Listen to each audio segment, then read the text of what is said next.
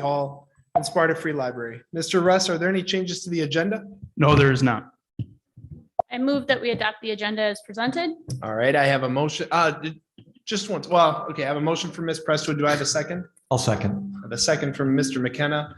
Were there a couple of things under consent agenda that we need to? We will do that at that time. Perfect, sounds great. All right, all in favor?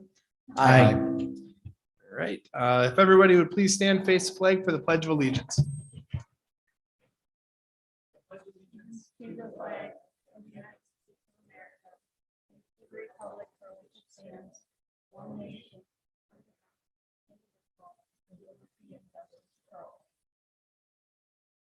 Mr. Russ, if you could please read our mission statement. Yeah, Sparta Area School District mission statement is the following: to educate all students academically, emotionally, and socially to inspire curiosity and resilience.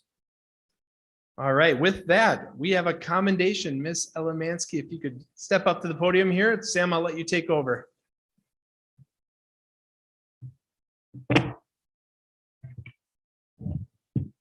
All right, well, good evening, everybody. I'm here with Elemansky tonight as she did some excellent artwork on our walls in Sparta High School and Meadowview Middle School as part of her Gold Award project. And just to show you some of the artwork, she's worked very hard on that. I can tell you that when she came to me and said, I for the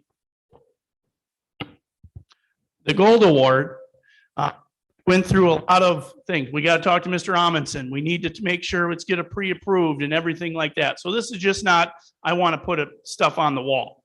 And I can tell you that when she wanted to put the quote up from Eleanor Roosevelt, it is exactly what we're trying to do at Sparta High School in the Sparta Area School District, is to make sure that resilience piece is that no one can make you feel sad unless it's you. I was talking with some students today, say, hey, why are you so positive? You know what? It's because I have the right to be positive and no one else has the right to be negative towards me. It's how I feel. So that was one of Ella's artwork at the high school. And then the artwork at Meadowview. And once again, very colorful, just like Ella, very positive, energetic. I think she's got workings of a principal or a superintendent moving forward. But we're very excited to have Ella have those inspirational quotes because it is so important that our kids see that every day, because everybody can make a difference in everyone's lives and everyone can feel positive and no one else can bring them down. So Ella, you want to say a few words? Thank you all for having me on the board. When I started this project, I really wanted to do like murals all over one of the bathrooms, but for security purpose, like for security reasons, I was not able to do that, which is where I got the idea of putting the mural on the wall instead. And I really enjoyed having that idea. The only thing is that I got it all ready to go and then COVID hit and I was not able to do anything with it for about 1.5 years. And then the summer going into my junior year, I was finally able to start and I got the entire thing done in about a week. And I had a lot of fun doing that. It was so hard, but it was really fun doing. And then I really couldn't do anything for the school year because of my involvement. And then the year after, so this previous summer, I did the middle school mural. Yeah. And I planned it during one of my AP classes, AP US history classes, when we were watching a movie, and I got so excited to do it. And I tried to jump on top of it as soon as I possibly could before cheer practice would start. Well, Ella, just real quick, I just want to thank you on behalf of the board for everything with this. I think a lot of times, and this is for what? It was for Girl Scouts, correct? Correct. What was the award? The Gold Award, which is the highest award that you can get. It's kind of the equivalent of the Eagle. Congratulations, and you're well deserving of that. And I think the really amazing thing about the location of these murals is how many thousands of eyeballs are going to be on this over the many, many years, and the difference that will help make for all of those students. So thank you for that. Thank you. All right, let's give her a round of applause, everybody.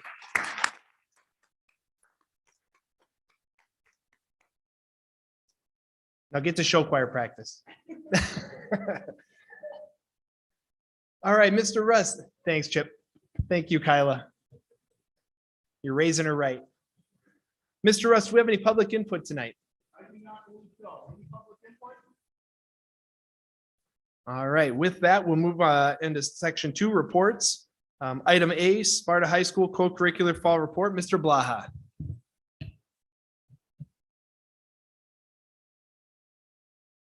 Good evening. Thanks for giving me a minute to share a few positive things from the fall here. First, just wanted to pick a couple clubs. First, DECA had their DECA week and celebrated that. One of the neat things you see on the picture on the right there is you see Miss Adams taped to the wall. It was one of the lunch fundraisers. So that was about $1,000 to make a wish foundation, and she got to remove the adhesive for a little while there.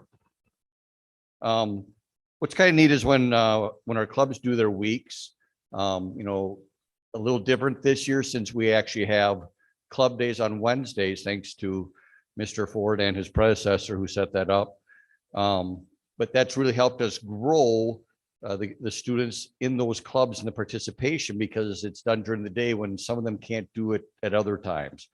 And now when we do the weeks, it's a way for these students to celebrate then a different way. So kind of neat. See a picture of some of the DECA members there. February tends to be our heavy club month. So when we see the spring report, you'll see more of those, because we start with FCCLA, go to FFA, and then FBLA all in February. Also wanted to share FFA did go to nationals. So there's a picture there of the officers, not necessary representation. And they've done a couple other neat events this fall. So they've done some leadership labs. One, they went down to the Dells for that, and they've done a couple site visits. So they got to see a potato farm and some pictures from it where there's millions per each shed. It's amazing. And then you see a picture of them there at about a 9,000 head dairy.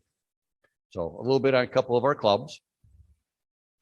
And then just some highlights and a little bit about some of our fall sports. I just wanted to share. One of the things just highlighting is each sport is the number of scholar athletes we have per sport. What's kind of neat as we go through these is most are near 50% or many are well above. So one of the things we try and encourage all of our athletes to be in a club or a sport, because we know they're going to have more success. They have another adult in their life, and they have another place where they belong. So our stats show that there. So cross country, football, and girls golf there. So little stats on them. Any more questions? Any questions from board members on the co-curriculars that are on the board right now? And one more with boys soccer, girls tennis, and volleyball. And just a highlight.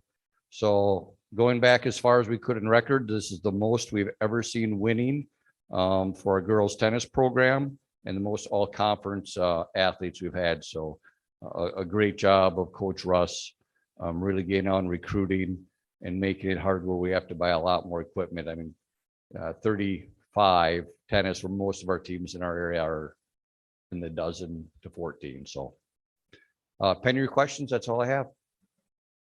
Questions from board members at all? Comments?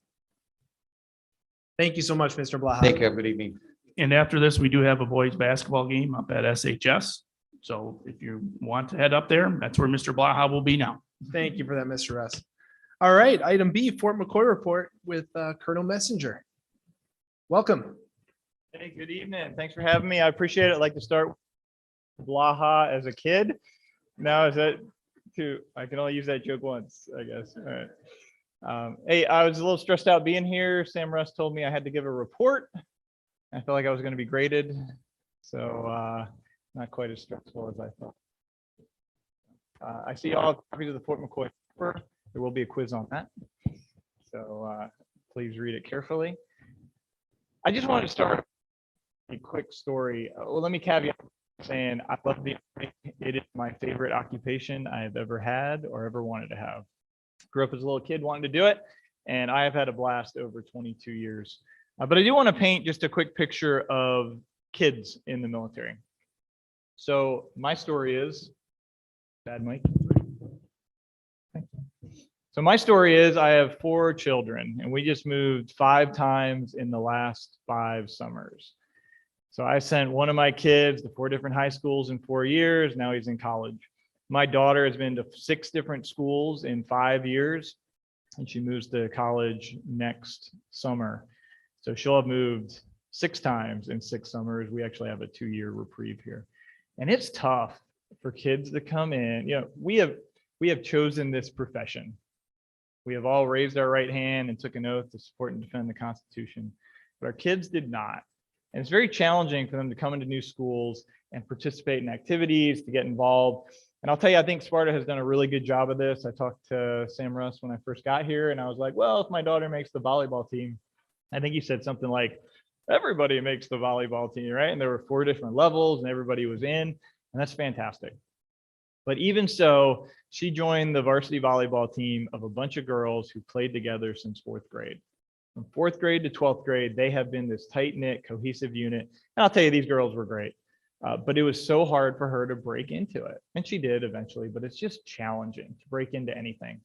Whether it's a robotics club, whether it's the school, whether it's just that first day on the bus. And it is tough. So let me give you a second story. I have Sergeant Major Dee Domenico here behind me. She is the Command Sergeant Major of Fort McCoy. And she has a different story than I do. She left her kids in Kansas City and came up here as a geographic bachelor or bachelorette. So while I am jumping my kids all across the country every year, she has decided to take a different route. And neither way is right or wrong. They're just different.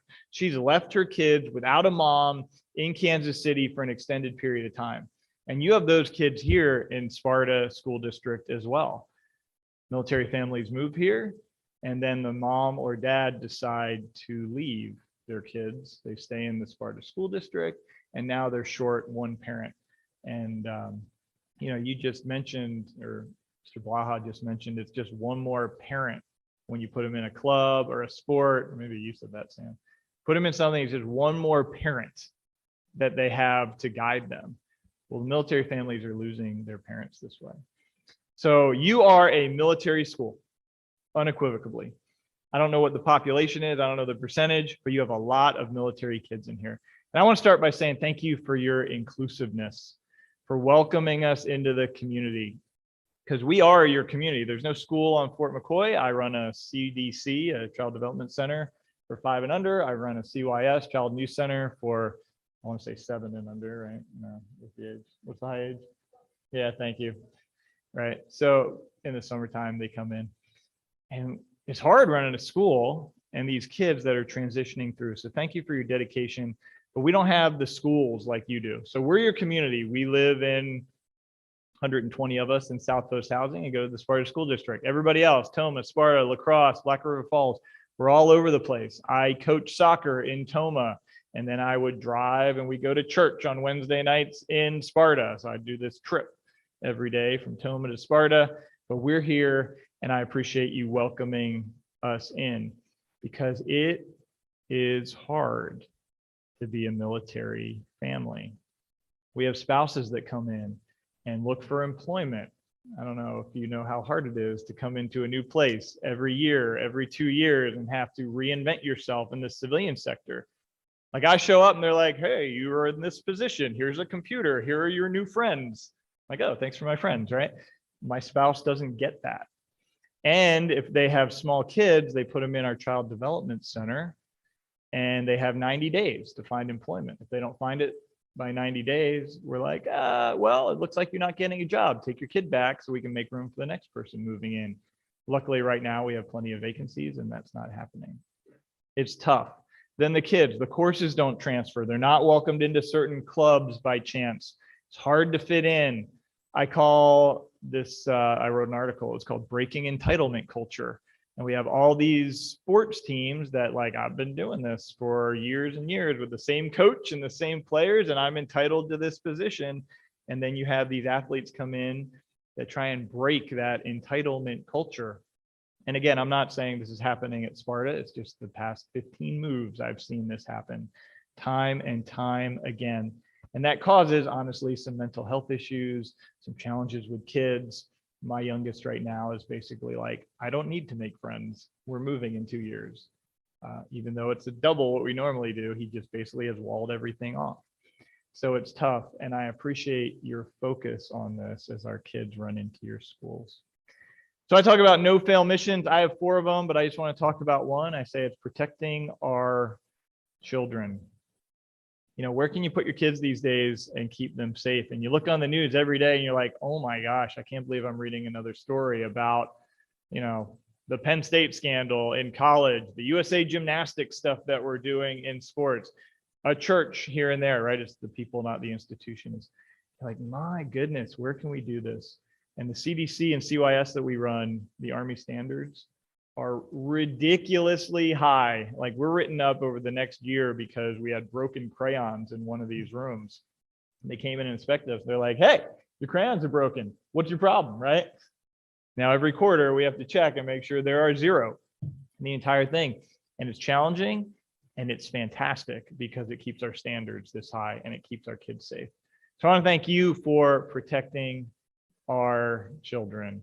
What an awesome responsibility and what a challenging one at the same time. So we have a school liaison officer. She's not here tonight. She's with her kids at the basketball game where she should be. But Becky Wally, I think probably most of you have seen her and know her. I get a lot of nods. She's fantastic. If you need anything, please use her. I have Ann Young sitting back here. She runs our schools at Fort McCoy. She is fantastic as well and upholds these incredibly high standards. And then I have Colleen Holiday from our public affairs. She's a liaison to you as well. And please use them in any capacity when we're talking issues. But they're designed to facilitate child issues, assist parents and schools. They assisted me when I got here. I have a special needs kid. He was adopted from China at 6 years old. He has some problems, and she assisted me great in finding some help. And then collaborate to enhance the education of our youth. And they are the Garrison Winchmen to you. All right, so as for Fort McCoy, I want to invite you out to a couple things and talk about where we can partner. So first of all, I had a blast speaking at the Veterans Day ceremony at the Sparta High School. It was awesome. We are looking to come out and talk to your schools, right? I'm not talking in like, we're not trying to recruit, right? We're just trying to come out and we're trying to say hi and we're trying to be in the community, talk about leadership, talk about public speaking. We just want to kind of come in and hang out. 2 field trips. If you want to come out and see our history center, our commemorative area, our medical simulation training center. They have a mannequin that gives birth to a mannequin baby. And I'm bringing my 2 kids out there. Talk about health class. Oh my goodness, my 2 13-year-olds is going to blow their mind. We do land navigation out there. Just there, Colleen, and we would love to have kids out there learning. Opportunities for everybody. Armed Forces Day open house, May 20th. It's free to the public. I want to invite everybody out. Check out Fort McCoy, see what's out there, a whole bunch of stuff for kids. I mentioned the commemorative area, World War II era buildings, lots of military equipment, an awesome area to see. We do environmental learning discussions like, hey, what are we protecting? The carnivore butterfly, the bumblebee, controlled burns, conservation. I was elbow deep in deer during deer hunt gun season, learning about those. I don't hunt, right? But I was just kind of digging around at the deer hunt point.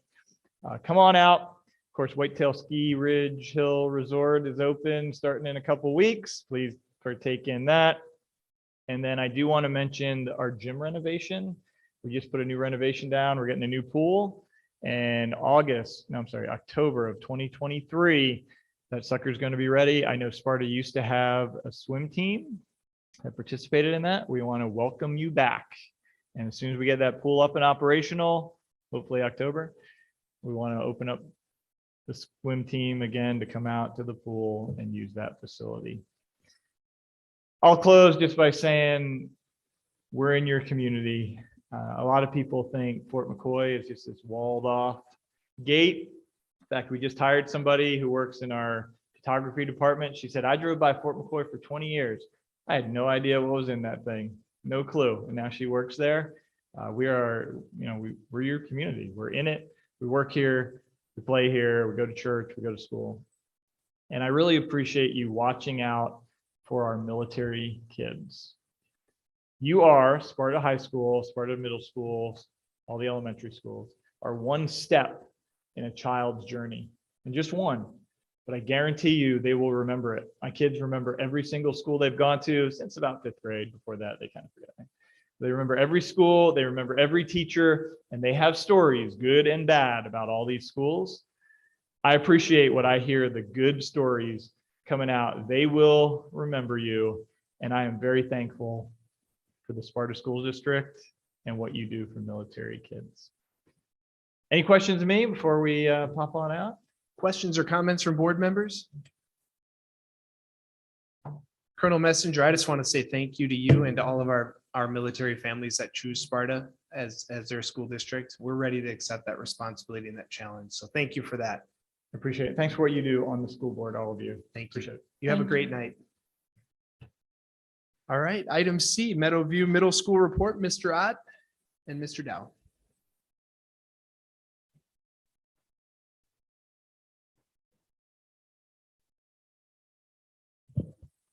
Good evening. Thank you for letting myself, Mr. Dow, talk about the great things happening at Meadowview Middle School. I was guaranteed by Mr. Gonke that the videos that I have in the presentation will work. So he is now in the spotlight. So we'll go to our next slide, Mr. Gonke, and play the video.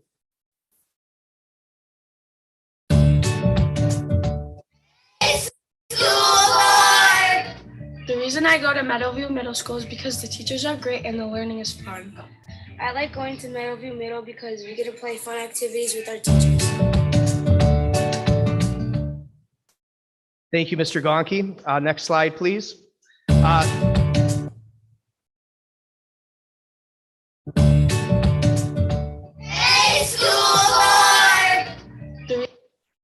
There we go.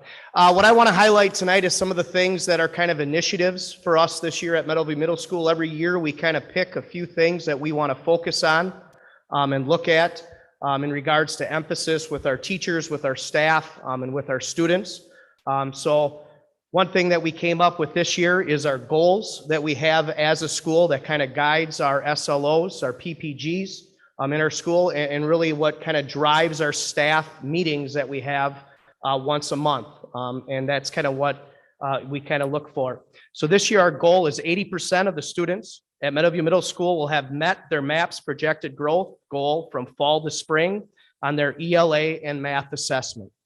So last year, we had a goal that was a little bit different.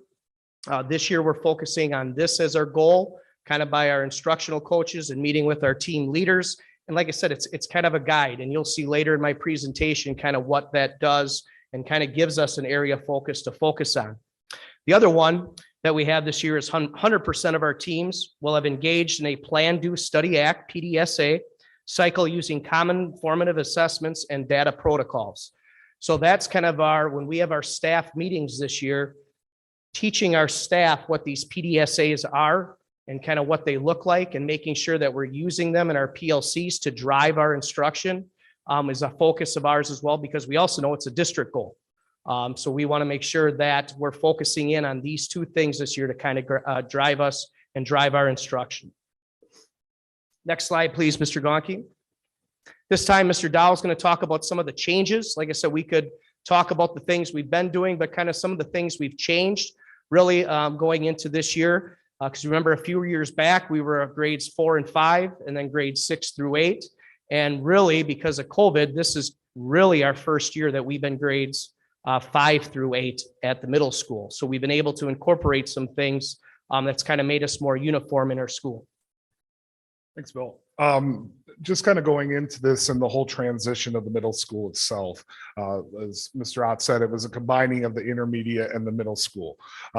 We often think that's a combination of just students, but it's our formats, it's our structures, and trying to really mold and see the needs of every single student and every single teacher, and trying to make it equitable was really a goal for us for this school year. We saw some of the inadequacies we've had in the past, and we observed that, and as administration, it was our job to set it up so equally across all grade levels, we had some standard of equal experience among our teachers and students. So we started out with the whole building on a common schedule. We have tinkered back and forth with having 5-6 on a separate schedule and 7-8 on a different schedule. Then last year we had 5th grade on a certain schedule, and then 6, 7, 8 on a different schedule. And really that's not equitable for our students and also our teachers. So that was a big goal for us, and Mr. Sanders, myself, and Mr. Ott, that was a goal of ours.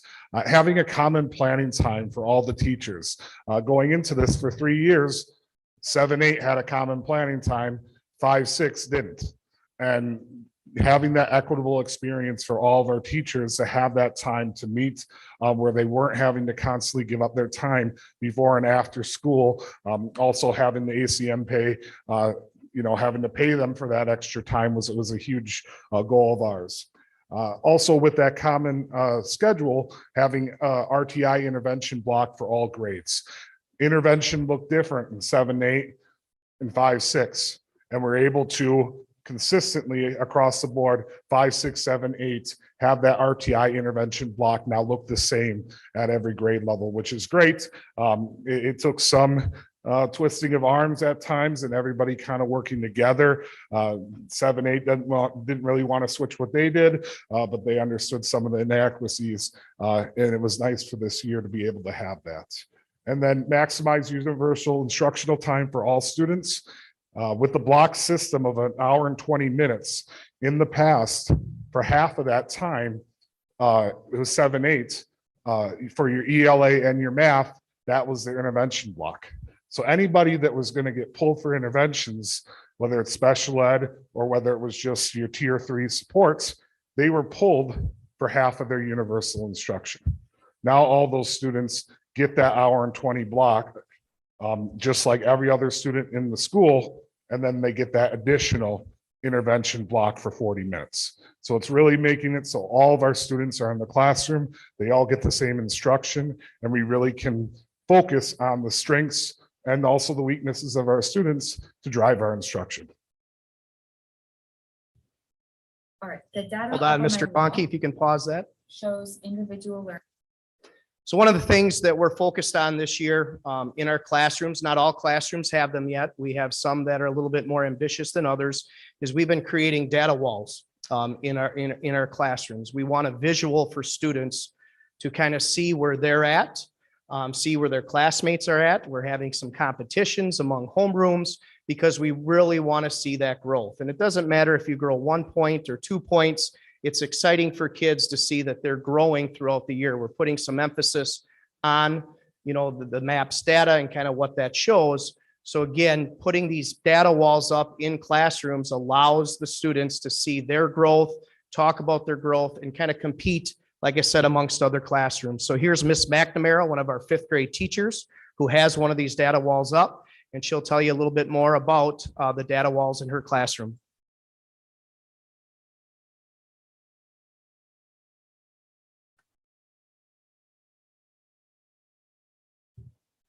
All right, the data up on my wall shows individual learning as well as a class learning score, and they can see where they're at as an individual and as a class, and it encourages growth among students as well as a whole group to motivate each other to do well. So that's just an example of one of them. As you can see, there's a couple examples up there as well. So again, focus of ours, the growth of students, how much are they growing? The second kind of focus of ours is our PLCs, right? We have time at the end and we got to continue to get better at what we're doing with our PLCs. And it is amazing to see the growth of our teachers from when we started this process 3 years ago, 4 years ago to where we're at now. And we still have a lot of room for improvement. But again, teachers are beginning to buy in. They're beginning to see the importance of this time, and it's really showing off in the classroom. And again, we continue to make steps to make sure that students are learning. And to talk a little bit about our PLCs is Mr. Cooper, 8th grade math. Big way that PLC has helped me and my 8th grade math team the last couple of years is just finally giving us that time to talk about data and dive into the nitty gritty of what can we do to get our students up to proficiency. if my students are struggling on, a couple problems, but your students rock those problems, hey, what did you do? And how can I then take what you did, apply it into my room, and go back and reteach those kids who are struggling in order to get them up to proficiency ultimately. And just the time and space to have these discussions, looking at data and making our choices from the data to justify our reasoning has been awesome.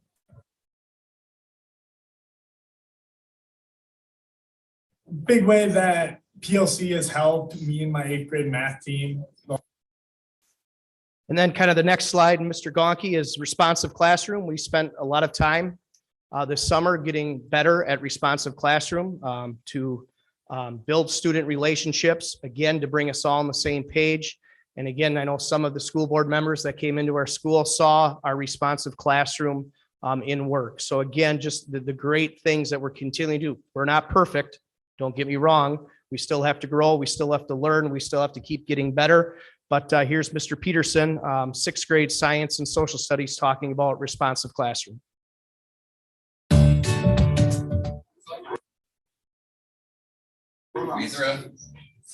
Without raisins, no cornbread stuff. Plus whatever food you want.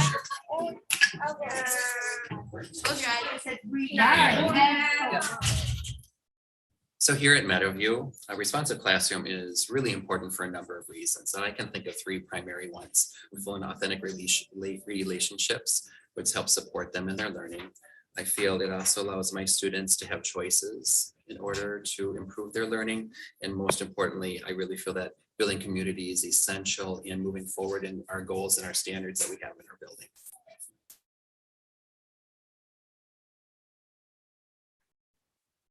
Next slide, please, Mr. Gonke. And Mr. Dow kind of reiterated on this a little bit. The other real focus of ours, that strong universal tier 1 instruction. We changed our schedule this year, so kids are in front of their teachers for a little bit longer and not getting pulled for those interventions. So we can spend more time focusing on student growth and student learning, right? Strong learning targets. So these are our look-fors when we go into a classroom. Learning targets that are referenced throughout the lesson. Real-time assessment, enabling teachers to monitor and adjust instruction in the moment. Student discourse, basically student engagement. Activities to promote academic discourse and teamwork, and meaningful feedback provided to students. So kind of when we go into a classroom, we've narrowed it in on these are the look-fors that we want to see every classroom have. Granted, if I'm only in there for 15 minutes, I may not see everything. But at the end of the day, these, what we feel, are the most important things that are going to help student achievement in each classroom. So that's been a focus of ours. And the last slide is just that we have fun at Meadowview Middle School. I had the pleasure of taking part in cup stacking. We had a cup stacking competition one day here a couple weeks ago. I can tell you I was awful, but here's video of it and me participating in cup stacking, and notice how excited the kids were when I lost.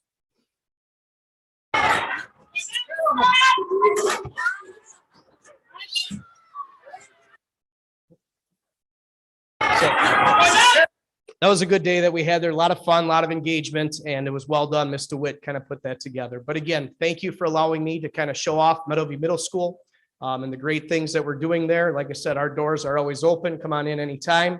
And like I said, I just love showing off the school here, and it's a great place. Any questions? Questions for Mr. Ott or Mr. Dow? No, I do. Go for it. I just have to commend you and your team and your staff and the things just, I said it earlier, I'm the longest one that's been on the board now. Just from the last couple of years, COVID was hard for everybody, but to see how you and your staff and your building and your team and all the kids are bouncing back after the last couple of years, I truly, Mr. Ott, I'm blown away. So I commend you and the work that you were doing and the conversations we had earlier about moving our kids forward and our maps testing and making sure those data points are there so we can go back and we can look and we can say, yes, we do have improvement. So congratulations. Thank you. Mrs. Lopez, did you have, go for it? Yes, thank you. So I just wanted to say, I noticed that the goals that you've set for Meadowview Middle are very measurable, and that's a critical component that we need to have measurable goals, but I also want to commend you, like Ms. Presswood did, because I know, because I saw it personally, that you are building relationships with those kids. Mr. Ott, I got to see you spend, I don't know, half an hour maybe in the morning before I went to different classrooms. Those kids know you and they enjoy spending time with you, and they come up and they tell you personal things, and you have a relationship with them. And I really want to thank you for that. The classrooms that I got to sit in on were amazing. I did get to see the responsive classroom time. I was actually very impressed. I just wanted to say thank you for all of that. It is very encouraging and I appreciate it. Thank you. Well, thank you. And I have, like I always say, the best staff. They are wonderful to work with. And like I said, they'll do pretty much anything Mr. Dahl, Mr. Sanders, and I ask them to do, and they are truly a great staff. Thank you both so much. We appreciate it. All right. Item D, the 2021-22 Wisconsin DPI School Report Card Report. Ms. Nansky. So the state report card was released on November 15th. And just a reminder that this is showing last year's, the 21-22 data. So the purpose for the report cards is really to have a way to measure our schools. What are our strengths and what are our areas that need improvement? And it also does let us compare ourselves to others, which isn't always great. But I want to remind you too that state funding is not impacted by our scores. So this is the picture of the first page of the report card. And I'll go into all of the parts of it as we go. I want to remind you, they do have the statement on the report card about COVID. So just a reminder that COVID is still impacting the results of our report card and in our classrooms as well. And another reminder is that this is only one measurement that we use. So our school district also uses that MAP assessment, which gives us more frequent tastes at that data. We do that one 3 times a year. And we get immediate feedback from that one, where the forward and the ACT and the DLM assessments do take quite a while for us to get those results back. So I'm going to pause on this slide for a moment. This is showing our district scores at each of our schools. The yellow is showing last year's score, the blue is showing this year's score, and the green is showing the change. When you see that AR, that alternate rating, that's because the enrollment in that school is too low to actually measure. Or Herman for last year, because it was a new school, they didn't have a score last year.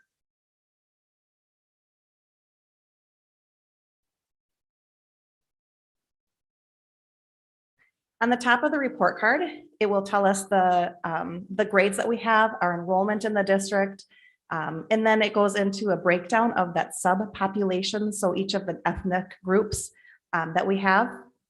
It shows us our percentage of our students with disability and our economically disadvantaged students as well. I do want to give you a word of caution. That last circle is showing us the EL population, and that number is a little bit off because we realized that in Skyward we didn't have all of the boxes marked correctly. So all of those errors have been fixed, and on next year's report card that data will be correct, but this year it is a little bit low. Whoops. Okay, so this big circle here on the left, 65.7, that is our school district's overall score, which is a 5-point growth from last year. So a lot to celebrate there. The stars, we have a 3-star rating, which is a meets expectation through the state of Wisconsin. And then that pie chart is showing the priority area weights. So I'm going to dig more into that on this slide. So that priority area weights are 4 areas that we actually use to measure. We're measuring achievement, growth, target group outcomes, and on track to graduation. So you'll notice that the target group outcomes and the on track to graduation, those are both 25% of that overall score of 65.7. The achievement and the growth, that varies. So I'm going to explain a little bit more because this is interesting. In a school district where there's 35% of students that received free and reduced lunch, there would be an even representation, 25% of achievement and 25% of that score would be growth. If, however, there's 0 to 5% of the students in the district that receive free and reduced lunch, then achievement would count for 40% of that score and growth would count for 10%. Conversely, in a school district where 65% of the students receive free and reduced lunch, growth counts as 40% and achievement counts as 10% of that overall score. So where does Sparta fall? We're at 49.7%. And so our growth counts for 34.8 of our total score, and our achievement counts as 15.2% of that overall score. This graph in the next page will show more too. This is showing each of the schools within our district and what those breakdowns are. You'll notice that Herman doesn't have any green, and that's that target group outcomes. And as I was digging into the data, I'm 99% sure that the reason that we don't have that is because it's a new school and they're looking at across several years. When we look at the next slide, that's where we're getting into our more of our charter type, or not charter, our alternate approaches. Would they be charter schools? Our charter schools. So High Point Innovation STEM Academy and Montessori. And you'll notice that High Point and Montessori also don't have that green target group. And that's because the numbers have to be 20 or more to qualify. And the target group I'll get into a little bit later is the bottom 25% of the students that took that test last year. And so there's not enough students in the target group for High Point and Montessori to have a green component. So that's why those look a little different. So the first big area of the standard of our report card is achievement. So our achievement score for our district is 47.3. Our ELA score is 50.2 and our math is 44.4. When we look at that bar graph, we can see where we are. We're at the same or higher than 9.5% of districts across the state. So the achievement clearly is the area that we do need to grow. And I'll get to the positives as we go here as well. Achievement is calculated through more complex calculations. They're actually using multipliers. So anybody that scores in the advanced range, we would take the number of students that scored that rate and multiply that by 1.5. Anyone that scored proficient, we would take that number multiplied by 1. For basic, we would take that number and multiply it by 0.5. And then the students that would receive below basic, we would multiply times 0. And we do this over 3 years. The reason that we're looking at 3 years of data all at once is it really takes away some of the peaks and valleys and kind of helps us to find that middle ground.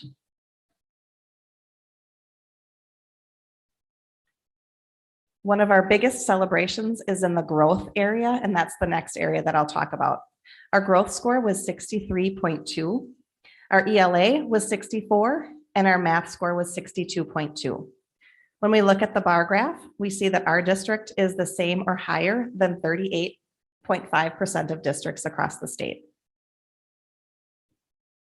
So the way that growth is calculated is illustrated by this illustration. So when we look at the student and their score that they had last year, they then look at all the students that scored that way, and they would look at what would be a projected growth. So we see that in that dotted line. If the student scores higher than that, they made more growth than expected, or conversely, the part on the right, if they scored lower than that expected, it would be a slower than average growth. I know this diagram is really hard to see, but this part of the report card is actually showing, again, those subpopulations within our population here. There's a line in the middle of both ELA and math. And what they're looking at with growth is they're saying there's about, we'll say they don't say it's points, but it's a score of 6 across the bottom. That middle line is showing that average of 3. Whenever we see those blue squares, that's a group that scored better than that average. So we see a 3.4, a 3.0, a 3, a 3, and a 3. Then we have those white squares. And what's really positive is that our white squares are really close to 3. So all of those whites are 2.7, 2.8, or 2.9. So when I wish I would have put it on here, but if I showed you last year's, you would have seen more like 2.0, 2.1, 2.2, 2.3. So what we're doing is really, really, really growing our kids. And that's the celebration that I see when I look at this report card, is the growth that we're doing. And this next part is also a celebration. the target group population. So the target group is looking at students that scored in the bottom 25th percentile of last year's assessment.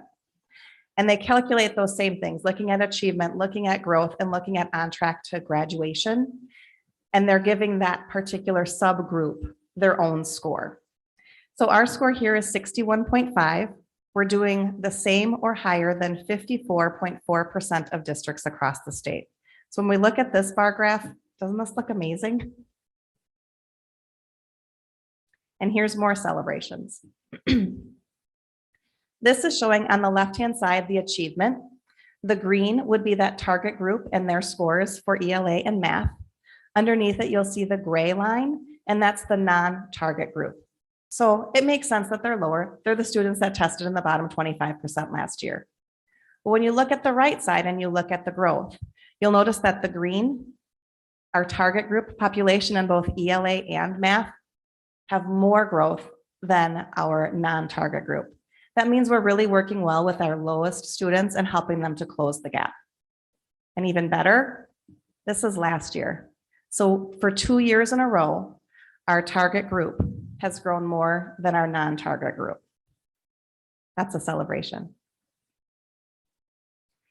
The last area of the state report card is on track to graduation. Our score here is an 84.4. Now you think on track to graduation, that just means graduation rate, but it actually doesn't. This part includes the 3rd grade ELA test, the 8th grade math test. It also looks at chronic absenteeism and the graduation rate. So this one, we're the same or higher than 35.9%. But again, when you look at the bar graph, you can see we're doing pretty well there. I did want to also show you our area school districts and where they fell. So if you look, you can see I have district scores, the high school scores, and middle school scores. The reason elementary schools are not on here is just because so many of the districts have multiple elementary schools.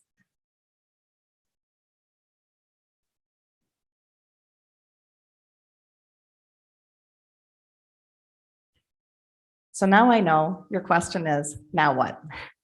And that's a good question. So what we are working on right now is that guaranteed and viable curriculum process, which is really ensuring that everything that we're doing in our grades is happening across that grade level. So in a 7th grade science class, they're focusing on the same essential standards, working on the same big picture items. To do that, so we're looking at the essential standards. We're coming up with ways to remediate or do interventions like Mr. Ott was sharing with us before. How do we extend the students that are ready for extension? And really working at formative and summative common assessments. We're also using our PLC time, which again, you heard from the middle school report. That PLC time is invaluable in the work that we're doing to meet the needs of our students. And really digging into the data across the district and across our schools. So I know we still need to work on our achievement, but I hope you can also see the celebrations within this data as well. Do you have any questions for me? Any questions or comments from board members? Mr. McKenna, go for it. I do. I guess my question is not now what.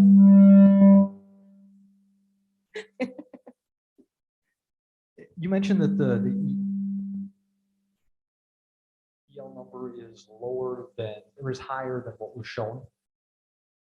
Which number? The EL number, you said was like 2.4. Oh, yes, EL, those are English language learners. Correct. Do you have any idea approximately how far off that was? I would guess it's probably more like 7 to 9%. Okay. And the reason I ask is I'm not a huge fan of the DPI report. I mean, any test that you and I could take, both check the same boxes, but we score different because of economic, sex, race, things are weighted. And if our EL number is showing lower than it actually is, that would mean that our overall test score actually is higher than what's being shown potentially, correct? I don't think our score would actually be higher, but what it does is it provides a reason for why our scores could be what they are. I don't think that the ELA percentage actually weights the score within our achievement, our growth, our target group. They would some of those students would be in that target group, but I don't think that would change our overall score of 65.7. Okay. It just tells the full story, if that makes sense. I understand. Thank you. Any further questions or comments from board members? Well, This is, I'll chime in. Mr. Hendricks, go for it. Yeah, I've always been particularly interested in the value added graph. And I'm very pleased that it shows that student groups such as our Hispanic students, our Black or African American students, students of 2 or more races, our students who were not proficient last year, all show exceeding growth. So I think that's terrific, and I commend the staff and all for their extra efforts in those regards. Mrs. Lopez, did you have something? I think so. So I have a question about the guaranteed viable curriculum. I know it's a process. Are we at a place where we have a curriculum that's working? I believe it takes 4 years to know. My question is, I want to ensure that the teachers have a plan, that they're comfortable with the plan moving forward, that they know where it's going, that as a district, we're not chasing the next shiny nickel, making it more difficult for our teachers. I want to ensure that, or I just am curious where we are in that process. That's a great question. So we're kind of at the point now where pretty much every team has selected the essential standards. On Wednesday this week, we're doing vertical alignment for our PLC time. And what that means is grade levels will meet with the grade level above and below them so they can have those conversations to make sure that they know. So for example, last year we didn't, so the students that came into my class didn't know this. Can you tell me more about how you focus on, for example, graphs? Having those conversations so they know what to expect, and maybe I really want my kids to come in knowing this. Could you add this or make sure that this is part of what you're doing in the grade previous to mine? So having that dialogue between grade levels, I think, is part of that process as well.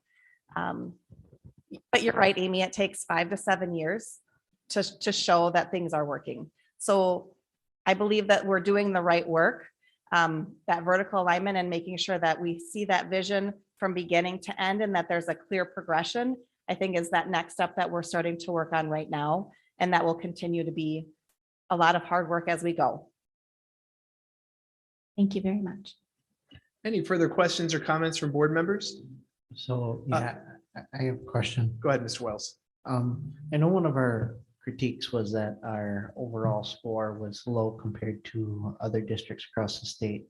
I know that we improved by 5 points, but what's our percentage on overall score compared to other districts across the state? Just out of curiosity. Let me just check. Well, Ms. Mansky checks that. I just want to thank Ms. Mansky for putting this together and being in the job for a few months to understand the district-wide report card. You know, she's got a lot of support around her from CISA and stuff like that, and other the curriculum directors and director of instructional services. But it takes time to put things together, and it takes time to really dive into that, because people look at a score and say, wow. They look at achievement and say, whoa. You know, so, but when you start to dive in, there are so many celebrations, and we do have a lot to work on yet. But when you start to dive in, you know, when you see the growth of our lowest quartile, that's great, you know. But when you see we're not growing our upper quartile as much, you know what? Those are the things that we need to work on. And so when you have Mr. Ott come in and saying, hey, every kid is going to get the same experience. We talk about our interventions, and people just think interventions and it's for the students who might not just get it yet. That's not necessarily the case. It's making sure interventions are, if a kid is being held back from excelling, how can we get them enrichment activities? How can we get them more involved? How can we get them to like school even more? And how do you get some competition in there and say, yeah, I can do this. But we will never measure a student with 1 test score. We will never measure a student with 2 test scores. The student is the student first. And building those positive relationships and culture is so important to everything we're trying to do. So when we ask a kid to give their best effort, they say yes. So thank you very much, Ms. Mansky, for digging into that. So Mr. Wells, I do not have an answer for you. I thought it would maybe be on the front page of the report card and it is not. So I'll have to dig into that a little bit more and I'll get back to you as soon as I have an answer. Mr. Gonke, if you could go to slide 44 again, I just want to piggyback off of what Mr. Hendricks is saying. I think a year ago about our meeting and looking at the numbers and being around that 2.0, let's see, I'm looking for, let's see here. It's got, keep going, right there. Again, I remember a year ago looking at these scores and being in the 2.0s, 2.1s, and then thinking that this year's scores that we're looking at right now were from last year. And you think of where we were as a district last year and what was going on within the district coming out of COVID, and all of the challenges that our students were facing, our educators, our staff were all facing. And I think this is a phenomenal improvement with what they were all going through at the time. And I'm very excited to see what happens with our scores this year. And I, again, just want to thank all of our staff members, our administration for this, for helping our students to be their best students. So that's great. Thank you for that. Anything further, please? Okay, if I could just make one more comment, Ms. Mansky, I just want to confirm for anyone listening that all of the formulas that apply to this report, none of them originates at Sparta Area School District, correct? They are all DPI formulas, the Correct. weighting, the multipliers and everything. Yep, this is all put together by DPI. There is, if you go on the DPI website, you can actually see our report cards for each of the area schools, and you can see them for all of the locals, well, anyone across the state as well. And maybe for community's sake, could we put a link up in Board Docs that if a community member would like to look at that or review it, they have that link right there. Thank you, Mr. Russ. I'll put it in. All right, with that, we'll do, and that was a great job, Mrs. Mansky. Great job. All right. Ms. Hauser, 21-22 school level expense report.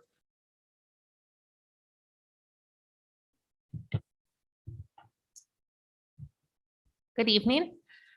This report is on our school level expenses, which is a report required by the Every Student Succeeds Act.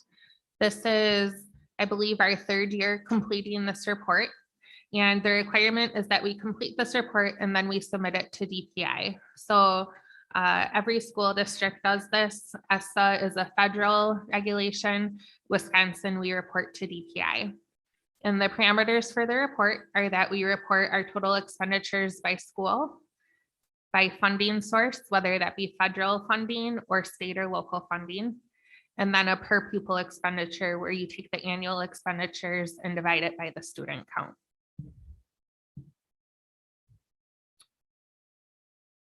So per DPI, the purpose of this report is to provide more transparency on school spending, to, first of all, help school leaders make spending decisions that promote fairness, equity, and academic success for all students. So in other words, it's a management tool for administration and the board. And secondly, how we talk about transparency, that's the effort of this report as well. So it allows community members to look at trends and differences in how schools use their funding. And so this report pairs really well with some of the data that we get in the report cards also for those who like to, look at those correlations. So the data in this report includes, again, breakouts of what is spent. So there's really three different categories. It's what's directly spent in each school. So over, when this report was implemented about 3 years ago, we went through, the business office went through our whole accounting system and made sure that our expenses were coded when possible to each school. Since last year, we've done even more detailed job with our charter schools. So for instance, Innovation STEM Academy gets a portion of the expenditures to operate this building because they occupy part of this building. So that is a change from last year. So as we continue to review purchase orders and different accounting entries, we're always looking to say, what's the lowest level we can bring that down to at a building level to make sure that we get the most accurate cost for our schools. But there are some costs that are for the whole district that we can't break out by school. That would be maybe the cost of our director of technology who services every school, or maybe our internet access that all schools benefit from, things of that nature. So there are costs still that we have for supporting our students and staff that are whole district costs. And then finally, we break out all of our costs into the funding source, which is, did we receive them with federal grant money or with state or local funding? This graph is showing the total costs that were specifically coded to each school. This is like the state report card that we just heard. DPI data tends to be 1 year behind. So this is all 21-22 school year data, which is why you still see cataract on this report.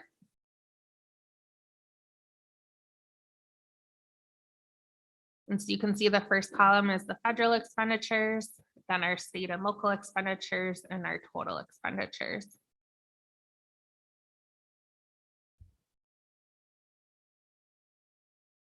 Then that bottom line, we'll carry that forward to this screen. So we have our total school level expenditures, and then we add our total district-wide expenditures. You can see of the nearly $40 million of total expenditures, 30 million of those we could code directly back to a school. And then 9.7 were for those district-wide type costs. Our total budget, however, that was that we analyzed for this report was 58,805,000. And the difference there is for exclusions. And exclusions are things that we back out per DPI because they're not considered to be costs that involve the spending decisions. So for instance, if we pay down debt of $5 million, that would be an exclusion because it's not a cost to educate a student.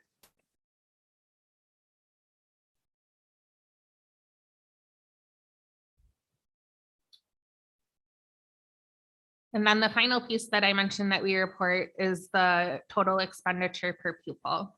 So to get our total expenditure per pupil, which that's the amount that commonly gets talked about. So for instance, if we're in budget discussions, we may say, well, how much does it cost to educate a student at Herman Elementary versus Southside Early Learning Center? So this is the data that gets turned to the most in this report. And to get the total expenditure per pupil, you add up the expenditures that are specific to that school, and then you add an allocation of the district-wide expenditures, which are on a per pupil basis. So this is that data.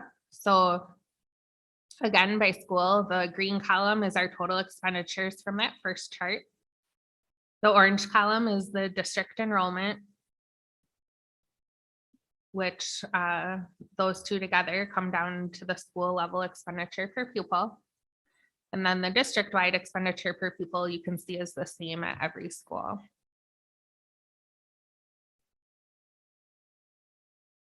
And so that blue column is the focal point of in future discussions. If we're curious about what this cost is per student at each school, that blue column is the column that we would reference for those questions.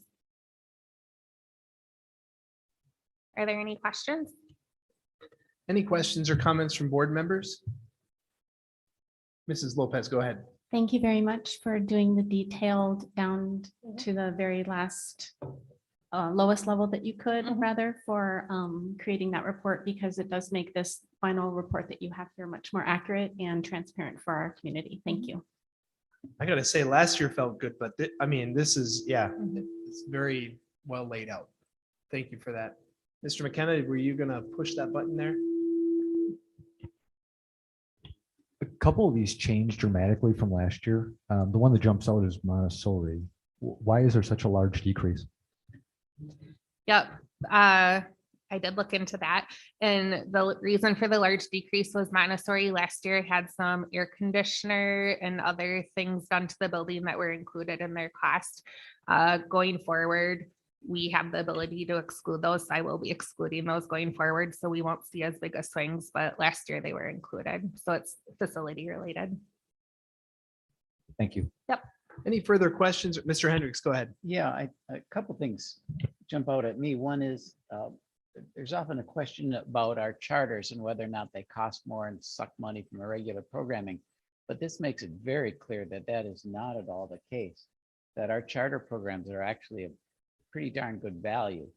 The second thing that strikes me, though, is maybe I've always misunderstood this, but I always thought that it was more expensive to run a high school than an elementary. High school science labs, tech ed equipment, all that kind of stuff drove up the cost of educating high school students. Has there been a shift in that over the years, or have I just always been wrong?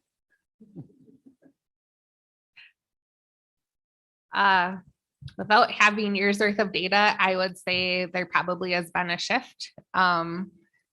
There are a lot of supports at our younger levels through intervention supports, instructional coaches, EL teachers, things that maybe weren't as prevalent 10 years ago.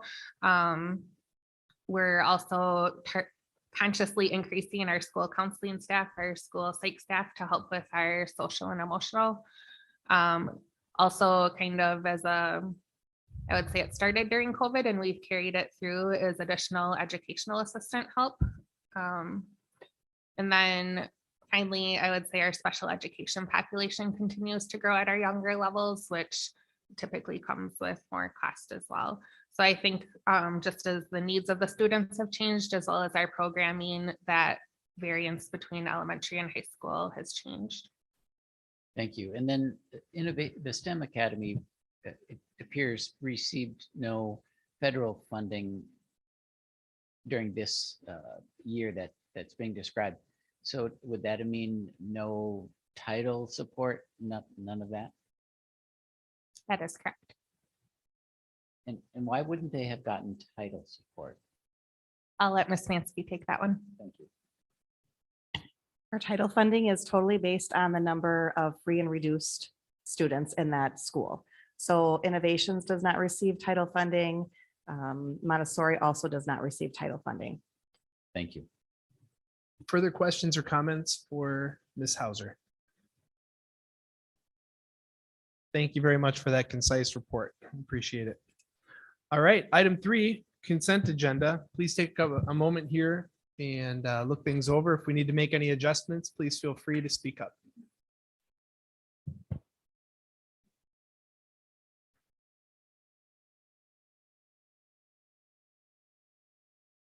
While people are looking at that, may I ask a question?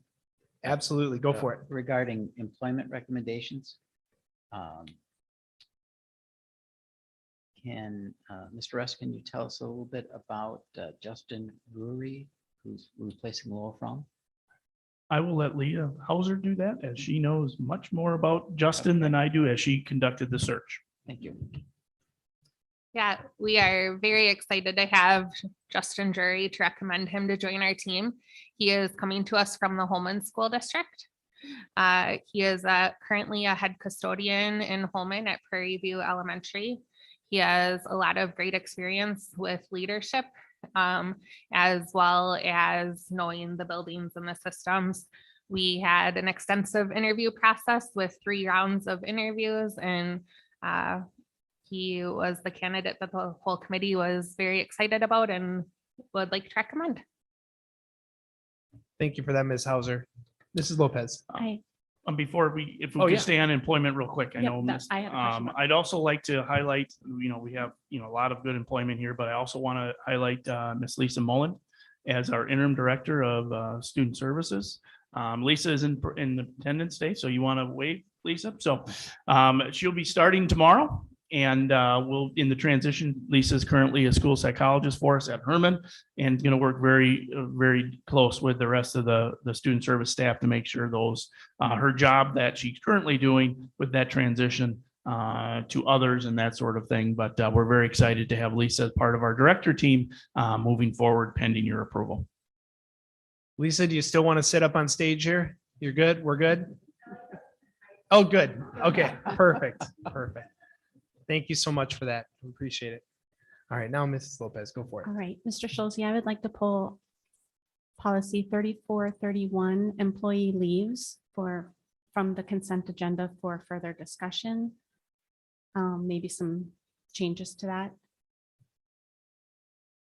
Anything further? Can we have discussion about some of these policies at this So time, or what we'll do you want to go ahead let's- and pull them? We'll pull what you want to have discussion Okay. about. We'll do the consent agenda and then we'll hit each policy if that's okay with you. Perfect. The next one would be 3440. And I apologize, I don't have the title of that one. Job-related expenses. Thank you. And I believe, oh.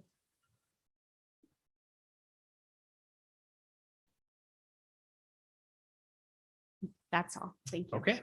So I would entertain a motion to accept the consent agenda with the pulling of policy 3431 and 3440. So moved. I have a motion from Mr. Burns Gilbert. Do I have a second? I'll second that. A second from Mr. Wells. Roll call. Ms. Prestwood, Yes. Mr. McKenna, Yes. Mr. Schulze, Yes. Mr. Burns Gilbert, Yes. Ms. Lopez, Yes. Mr. Wells, Yes. and Mr. Hendricks. Yes. Motion carries 7-0. Looking at policy 3431, Mrs. Lopez, go ahead. Is it possible to pull 30? Thank you.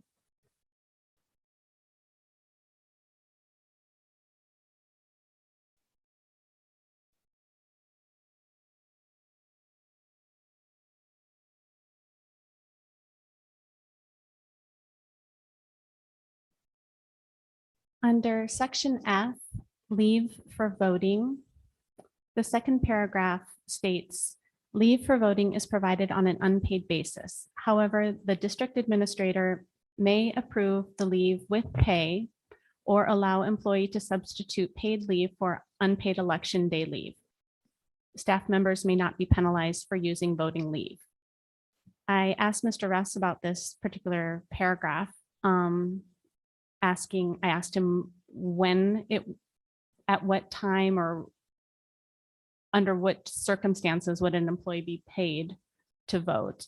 And my concern is, could this be perceived perhaps as a way either by the community or an employee, if an employee was paid to vote?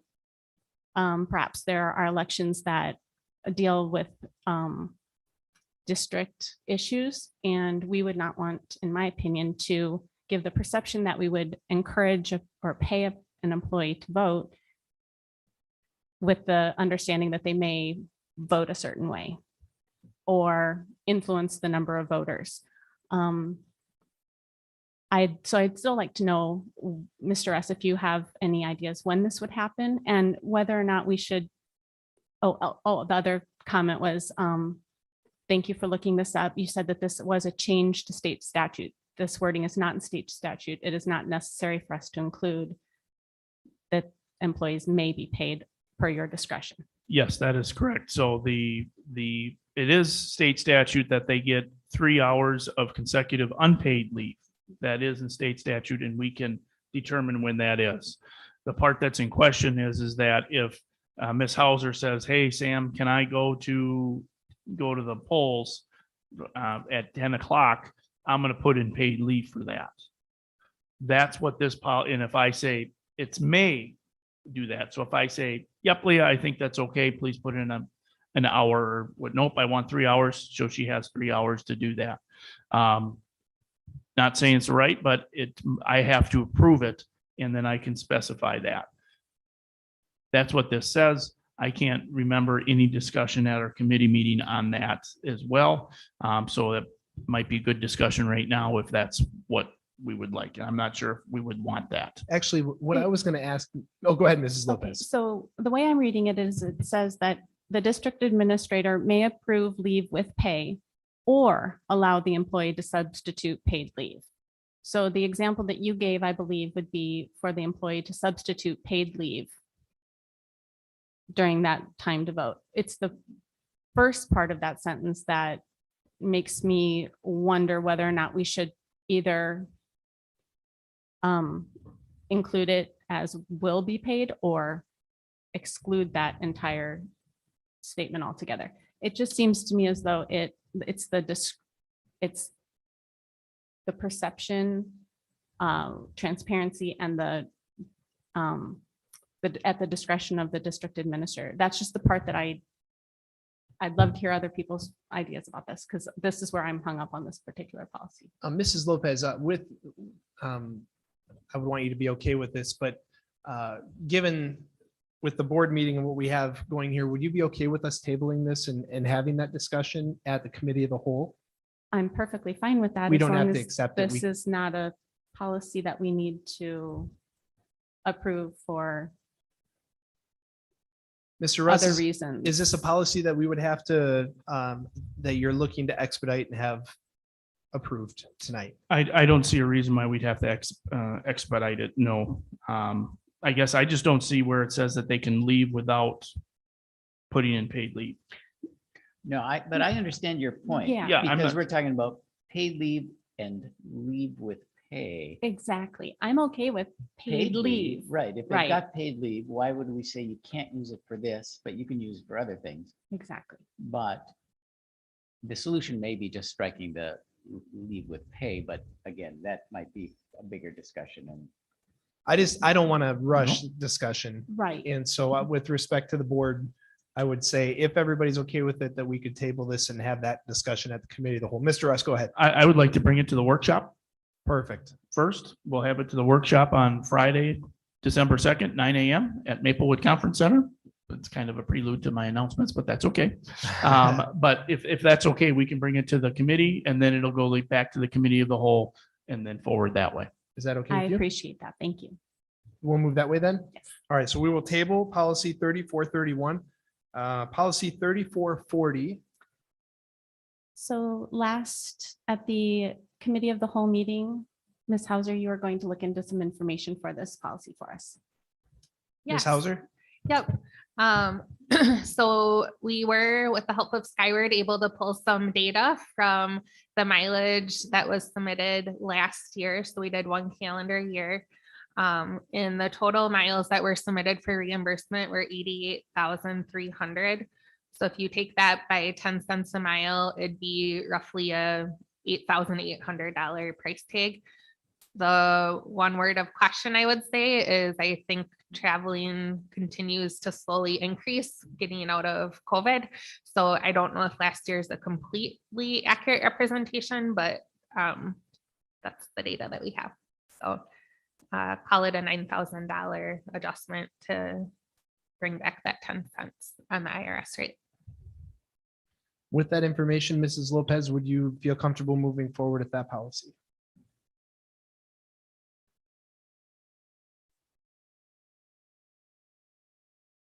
I did not mean to just throw you on the spot. No, there. no, I'm that's sorry. okay. Maybe we could table this one as well. The reason is 10%, 10 cents under the IRS limit, I guess is the word for that. I know we raised it up to the nearest penny, and that's great. But maybe we could just discuss this a little bit more to see if it's feasible, recommended. Look at past years, I don't know, or more than just 1 year. Yep, and Mr. Russ and Ms. Hauser, is there any reason to expedite this and have this approved tonight? The only one, I'm sure our staff might want that extra penny. So we could approve it and then still bring it back to the committee of the whole.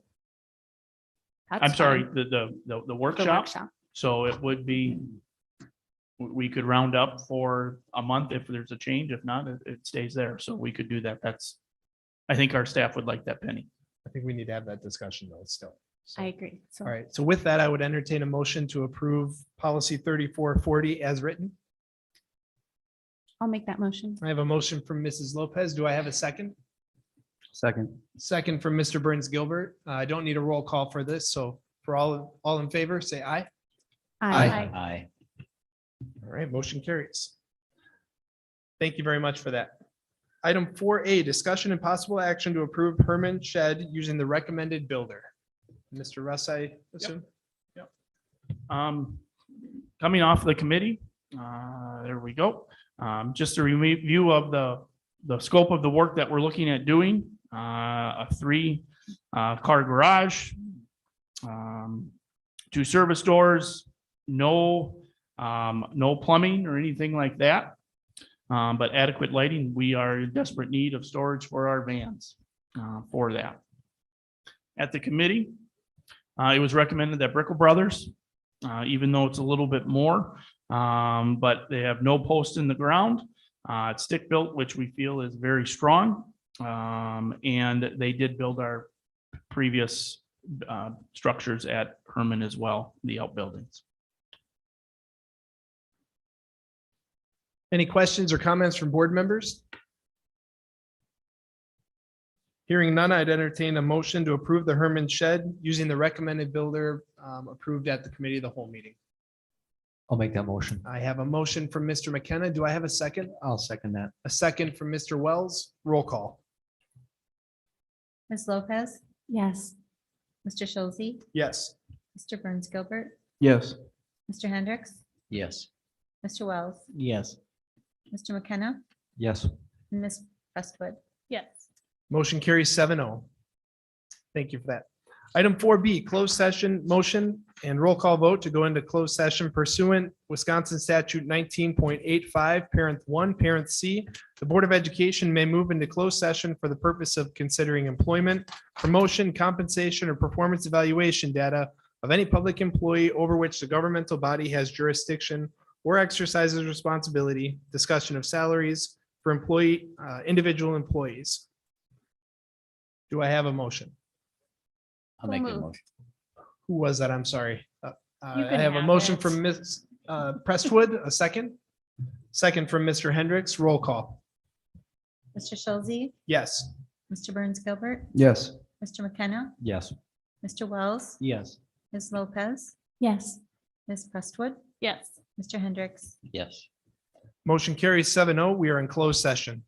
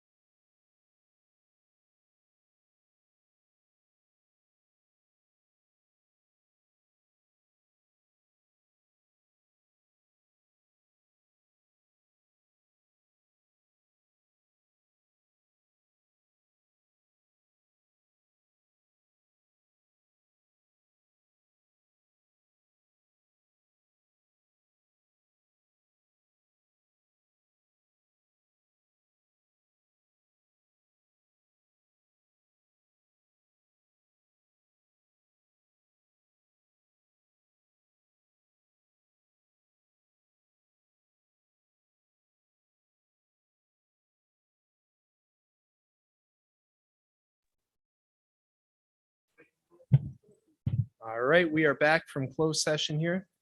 After much discussion over the last number of months and I think we already did that.